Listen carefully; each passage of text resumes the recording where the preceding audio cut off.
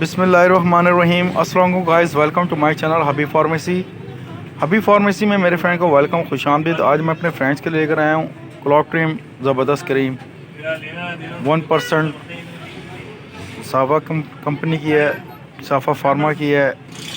हमारे तमाम फ्रेंड्स से कहना है कि जब भी आप किसी भी चीज़ का, ख़ास तौर पर मेडिसिन खाने की हो या पीने की हो या लगाने की हो, जब भी आपने 3 से 7 डेज़ अगर आपको आराम ना हो तो डॉक्टर से कंसल्ट करें। डॉक्टर अगर मेडिसिन कोई और रेकमेंड करें तो मेडिसिन का इस्तेमाल करें। हमारा काम है मेडिसिन के बारे में, साइड इफ़ेक्ट के बारे में बताना।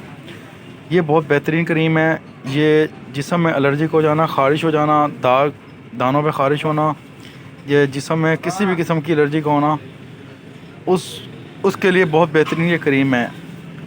ये आपने उस जगह पे अप्लाई करनी है जिस जगह आपकी ख़ारिश हो, इसको रगड़ना नहीं है और बहुत बेहतरीन है। इसका कोई साइड इफ़ेक्ट नहीं है।